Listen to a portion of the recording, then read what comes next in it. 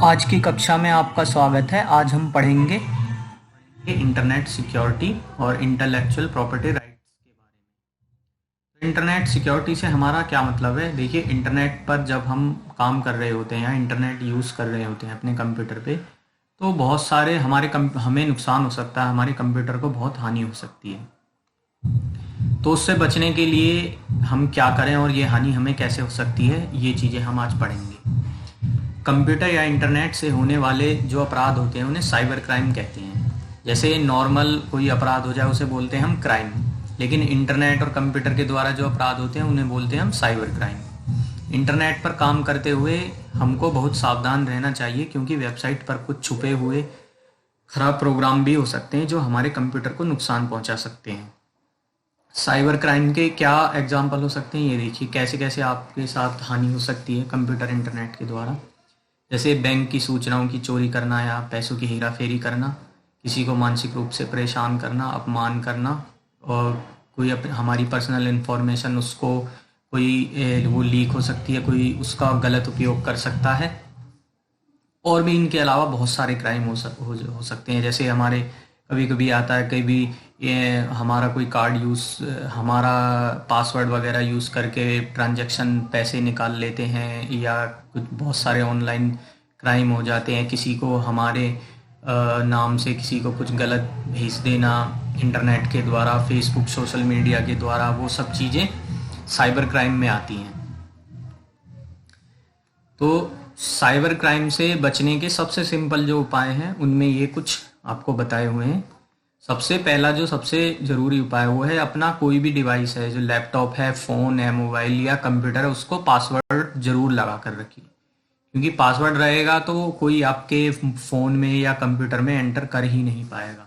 तो पासवर्ड लगाना एक बहुत अच्छा ऑप्शन है कि आप बच सकें आपकी अपनी कोई इन्फॉर्मेशन लीक होने से या नुकसान होने से। उसके अलावा हम एंटीवायरस सॉफ्टवेयर इंस्टॉल कर सकते हैं अपने डिवाइस में, लैपटॉप, फ़ोन में, कंप्यूटर में। तो उससे वायरस वगैरह नहीं आते हैं तो उनको एंटीवायरस सॉफ्टवेयर हटा देते हैं। हमको केवल विश्वास वाली वेबसाइट लिंक को ही खोलना चाहिए।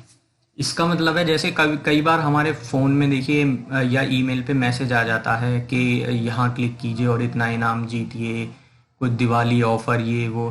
तो वो सब ऐसे बहुत, कोई आपको एक रुपया भी नहीं देने वाला है।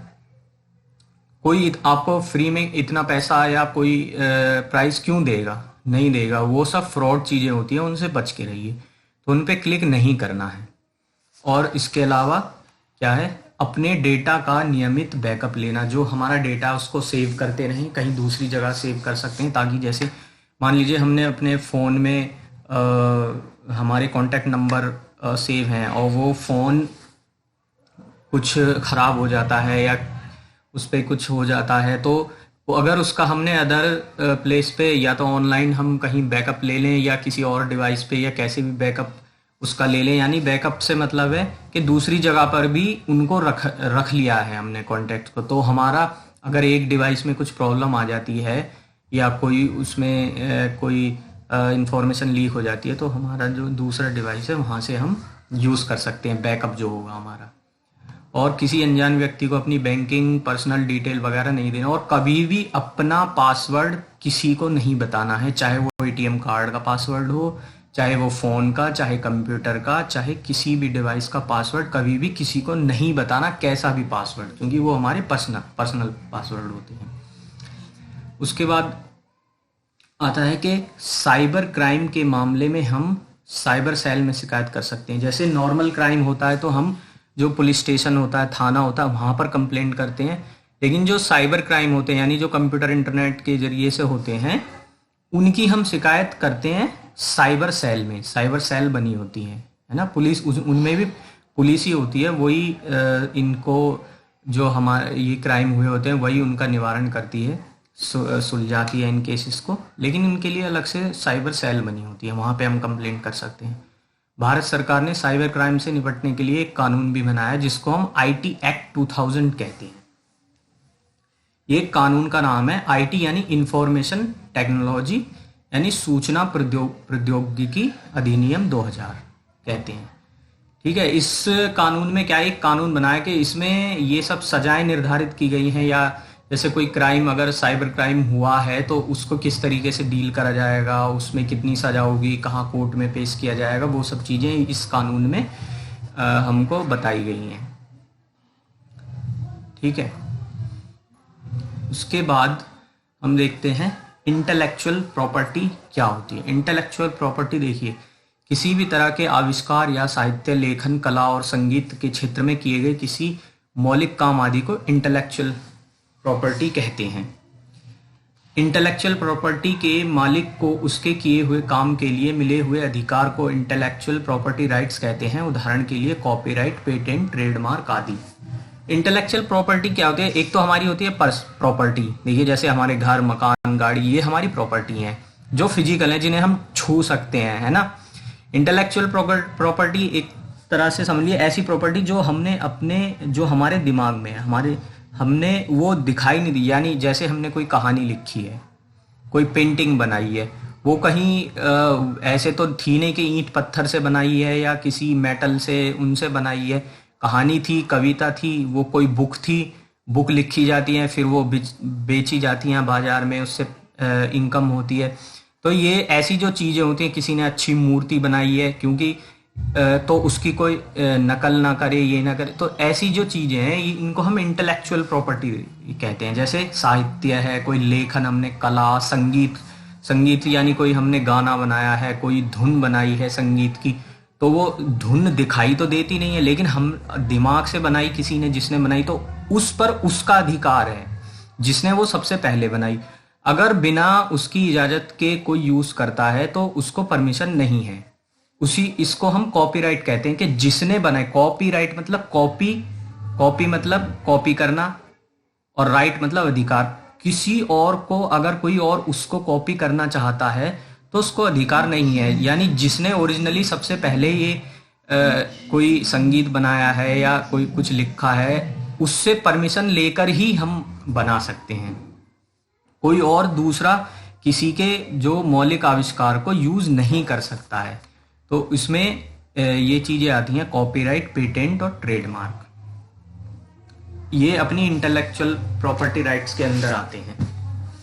अब ये कॉपीराइट, पेटेंट, ट्रेडमार्क क्या है? देखिए, किसी भी व्यवसाय के आसानी से पहचाने जाने योग्य और अनोखे चिन्ह, प्रारूप या अभिव्यक्ति को ट्रेडमार्क कहते हैं।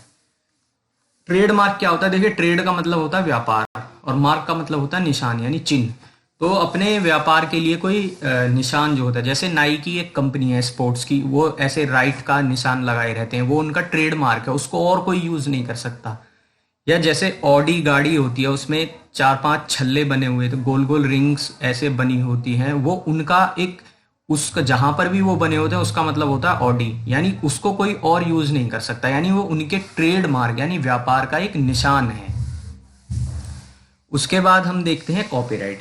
कॉपीराइट क्या है? किसी भी देश का कानून अपने देश के नागरिकों को उनके साहित्य यानी जो लिटरेचर लिखा है, कोई कहानी, कविता, वो सब चीज़ें होती हैं, लेखन, कला, नाट्य कला और संगीत के क्षेत्र में किए गए किसी मौलिक काम के उपयोग करने का या उसका आगे वितरण करने का अधिकार उस नागरिक को ही देता है, जिसको कॉपीराइट कहते हैं। यानी जिसने सबसे पहले कोई बुक लिखी है, कोई कविता, कहानी, संगीत, कोई नाटक लिखा है, उसका जो मौलिक अधिकार है वो सबसे पहले जिसने अपने दिमाग से लिखा उसी के पास है, तो उसको वो कॉपीराइट का अधिकार है। कोई और उसको कॉपी नहीं कर सकता।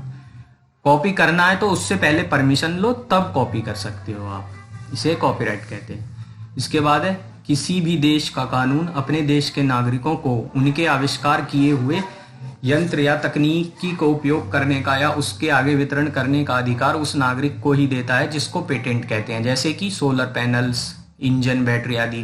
अब ये पेटेंट क्या होते हैं? जो कोई फिजिकल चीज आविष्कार, जिसने सबसे पहले मान लीजिए सबसे पहले कोई चीज बनाई है, जैसे ये सोलर पैनल होते हैं, तो जिसने सबसे पहले बनाई उसका पेटेंट हो गया कि मैंने ये टेक्नोलॉजी बनाई है। अगर और कोई बनाएगा तो उससे परमिशन लेनी होगी, और वो परमिशन चाहे फ्री में दे या पैसे लेकर दे। या जैसे कि जो प्लेन का इंजन होता है, वो जिसने बनाया उस सबसे पहले उसने बनाया और उसने सारी दुनिया को बताया, देखिए ये ऐसे बनेगा।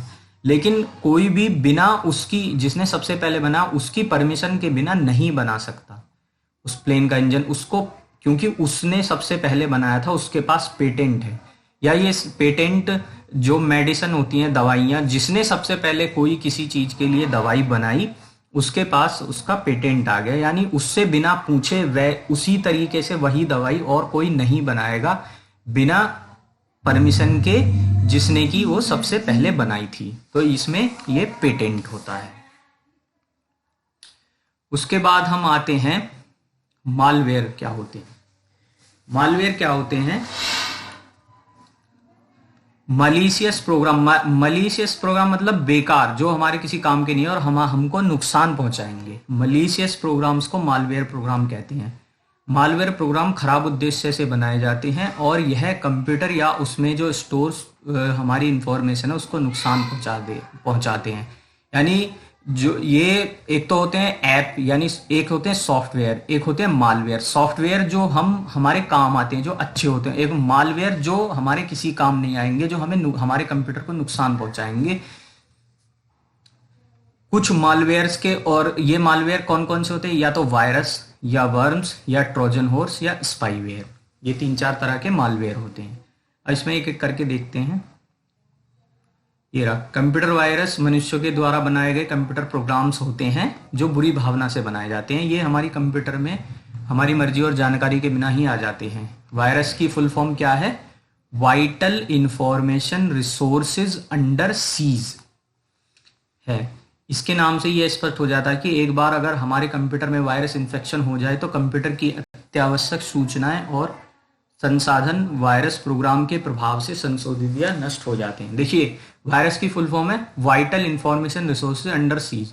ये वाइटल इंफॉर्मेशन रिसोर्सेज का मतलब क्या है? जो हमारे सबसे कंप्यूटर के महत्वपूर्ण चीजें, हमारी मेमोरी में सारी जो हमारी महत्वपूर्ण सूचना है, हमारे फोटो, वीडियो, प्रोग्राम, सॉफ्टवेयर, वो सारे हुए अंडर सीज। मतलब उस वायरस ने उन पे अपना, समझ लो, अधिकार जमा लिया और वो उन्हें नुकसान, उसको मिटा सकता है, उनको करप्ट कर सकता है, फाइल्स को, और बहुत सारे नुकसान कर सकता है, यानी उनको खराब कर सकता है किसी भी वजह से।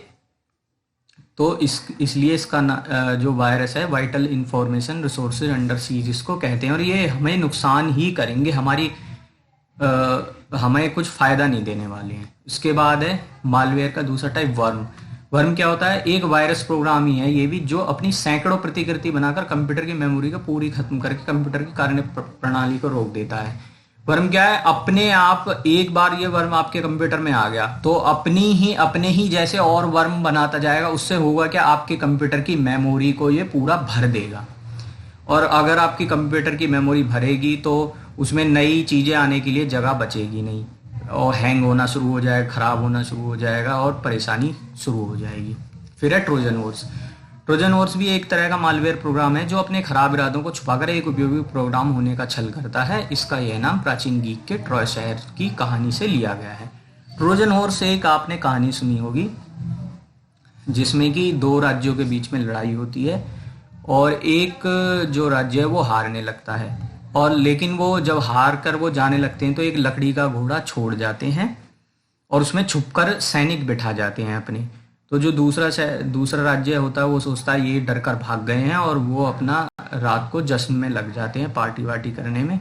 तो और लेकिन जो ये लकड़ी के घोड़े के अंदर छुपे हुए सैनिक होते हैं ये बाहर निकलकर और उस राज्य पर आक्रमण कर देते हैं और जीत जाते हैं। यानी ये हॉर्स मतलब जो जीतने अपने आप को जीता समझ रहा था राज्य, वो समझता है कि ये हमारे लिए उपहार है, ये हमारे लिए अच्छा है, लेकिन वो असल में अच्छा होता नहीं है। तो ऐसे ही ट्रोजन हॉर्स टाइप के जो मालवेयर होते हैं वो अब हमें पता नहीं चल पाता, या हमें लगता है कि हमारा कोई नुकसान नहीं करेगा कंप्यूटर में, लेकिन ये बहुत नुकसान कर देता है।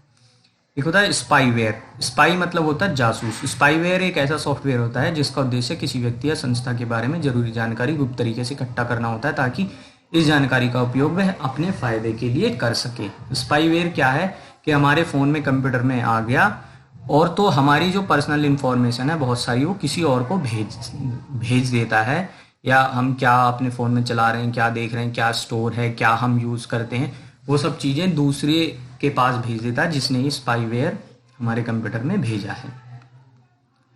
मालवेयर एक खतरनाक प्रोग्राम है, लेकिन यह हमारे कंप्यूटर में आता कैसे है? तो आता कैसे है? इन तरीकों से आता है। किसी की पहले से संक्रमित एक्सटर्नल स्टोरेज डिवाइस जैसे पेन ड्राइव, सीडी वगैरह से, अब वो किसी और के कंप्यूटर में लगी थी, वहाँ पे वायरस था, वो उस पेन ड्राइव में आ गया। अब वही पेन ड्राइव आपने अपने कंप्यूटर में या लैपटॉप में लगा दी, या मेमोरी कार्ड वो अपने फ़ोन में लगा लिया, तो आपके उसमें वायरस आ जाएगा। नकली या अवैध सॉफ्टवेयर उपयोग करने से, अगर आप पायरेटेड बेकार सॉफ्टवेयर इस्तेमाल कर रहे हैं, उनसे आ सकता है। और इंटरनेट पे जो वेबसाइट हमारी संदेहजनक हैं, उन वेबसाइट पर लिंक पर क्लिक करने से ये आ सकता है।